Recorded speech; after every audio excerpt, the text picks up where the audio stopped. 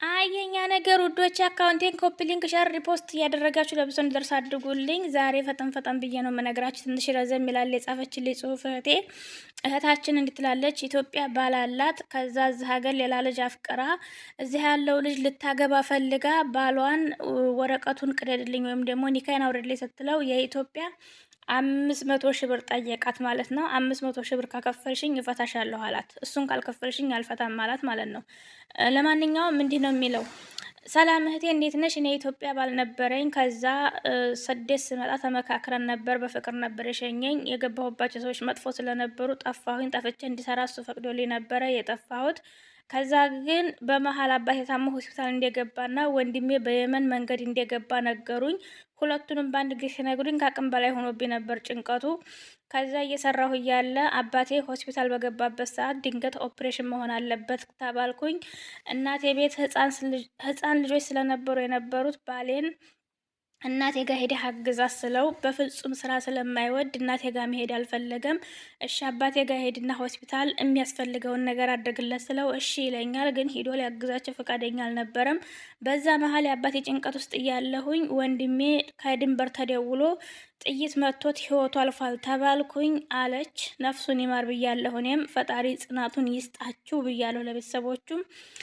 ከዛ በዛ ጭንቀት ላይ ያለው ከምሰራበት ቦታ ወደ እረፍት ቦታ ወስደውኝ በነበረበት ሰዓት አንድ ልጅ ሁልጊዜም ከጎኔ አይጠፋም ነበረ።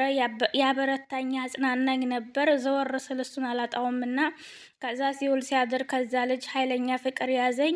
እኔ ለመደበቅ ብሞክርም እሱም እንደሚያፈቅረኝና ሊያገባኝ እንደሚፈልግ ነገረኝ። ከዛ ግን በሀዘኔ በችግሬ ሰዓት ከጎኔ ስለነበረ እኔም እሱን አግብቼ መኖር ፈለግኩኝ። ኢትዮጵያ ያለውን ባሌን ደውዬ ኒካህን አውርድልኝ፣ ቤተሰቦችን ማታግዝ አንተን አልፈልግም፣ ስራ ማትወድም ስለው አይ ኒካህን አውርድልኝ ካልሽኝ የኢትዮጵያ 500,000 ብር ከከፈልሽኝ አወርድልሻለሁ፣ እሱን ካልከፈልሽ ግን ነይ ቶሎ አላወርድልሽም አለኝ። ምን ላድርግ?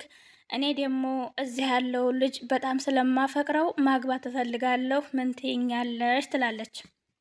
የፈጠንኩት ትንሽ ረዘም ስለሚል ነው፣ ይቅርታ። እንግዲህ እዚህ ጋር ጥፋቱ የባልየውም ጥፋት አለ፣ የእሷም ጥፋት አለ። የባልየው ጥፋት ምንድን ነው? የቤተሰቦቿ ችግር ያንተ ችግር ነበረ። እንኳን አይደለም እሷ ሂድ ብላህ ቀርቶ ወንዶች እንደዚህ አይነት ነገር ሲገጥም ሚስታችሁ ቤተሰቦቿ ችግር ላይ ወርቀው ሂድ የቤተሰቦችን ችግር ተካፈል ስትል የቤተሰቦቿ ችግር የእሷ ችግር ስለነበረ ሂድህ መካፈል ነበረብህ። ይሄ አንተ ጥፋት ነው። ስለዚህ በዛ ላይ ደግሞ ሰነፍ ነው። እንዴት ወንዶች ሰነፍ ትሆናላችሁ? ኧረ ስሩ ወንዶች። እንዲህ አሁን ወጣቶች ደግሞ ምንድነው ሰነፍ ነው የሚባሉት ሁሉም። እና ስሩ፣ ሰነፍ አትሆኑ። አንደኛ ለጤንነት ጥሩ ነው ስራ። ሰነፍ ነው አለች። ስለዚህ ጥፋቱ ይሄ የሱ ነው። በዛ ሰዓት በጭንቋ በሀዘኗ ሰዓት የነበረው ልጅ ደግሞ አፈቀረችው። የእሷ ጥፋት ምንድን ነው? እዚህ ጋር ያኛው ልጅ ቤተሰቦቿ ጋር ስላልሄደ ብቻ ይሄኛው ከጎኗ አለሁሻለሁ ስላላት ብቻ ከዚህኛው ልጅ ፍቅር ይዟት ያኛውን ልጅ ኒካውን አውርዳ ይሄኛው ልጅ ልታገባ ፈልጋ ፍታኝ ስትለው የኢትዮጵያ 500,000 ብር ክፈይ ያላት ማለት ነው። አሁን 500,000 ብር አስባችሁታል? ልጁ ኢትዮጵያ ያለው ባል የተባለው እንግዲህ ሰነፍ ነው። ገባችሁ? ሰነፍ ስለሆነ ያን 500,000 ብር ካሰጣችሁ ይፈታታል። ምን ቸገረው? እሷን ፈቶ ደግሞ ሌላዋን ያገባል። እንደዚህ ቁጭ ብሎ ይበላል ማለት ነው እያስላከ። ስለዚህ ኢትዮጵያ ያላችሁ ወንዶች ሚስታችሁን በችግሯ ጊዜ ከጎኗ ሳኮኑ ቀርታችሁ ከዛ እሷ ደግሞ ሌላ ሰው አግኝታ ፍታይ ስትላችሁ ይሄን ያህል ብር መጠየቅ ከባድ ነው፣ ነውር ነው። ሴቶቹ ደግሞ ኢትዮጵያ ባል እያላችሁ የኒካ የ80 ባል እያላችሁ እባካችሁ ሌላ ወንድ አትጀናጀኑ። ከሌላ ወንድ ጋር እንኳን ፍቅር ቀርቶ ሀሳብ ማትሰቡ። ያኛው ኢትዮጵያ ያለውን ወንድ የማትፈልጉ ከሆነ በስነ ስርዓት በሽማግሌ የሚሆን በምንም ፈታችሁ ሌላ ወንድ ማግባት መጀናጀን ትችላላችሁ። አሁን ይሄ ልጅ እንግዲህ አስቡት፣ ይሄኛው ልጅ እሷን ልታገባ እንደሆነ ፍታኝ አለችው፣ አልነገረችውም። ግን ሌላ ሰው ስለነገረው ግዴታ ይሄኛው ልጅ ስለምታፈቅረው ይተከፍላለች ነው። ገባችሁ? ግን እንደዚህ ሳታፈቅሩ ሌላ ጉዞ ሳትጀምሩ ቢሆን ባላችሁን ፍቱኝ የምትሉት በፍርድ ቤትም በሽማግሌም በምንም መፍታት ትችላላችሁ። ስለዚህ ጥንቃቄ አድርጉ እባካችሁ። ወንዶች ደግሞ የሚስታችሁ ችግር የእናንተም ችግር ነው። ሴቶች የባላችሁ ቤተሰብ ችግር የእናንተም ችግር ነው። በችግራችሁ ጊዜ ከጎን አትተጣጡ። እህቶቼ በትዳራችሁ ላይ ሌላ ወንድ አትጀናጀኑ።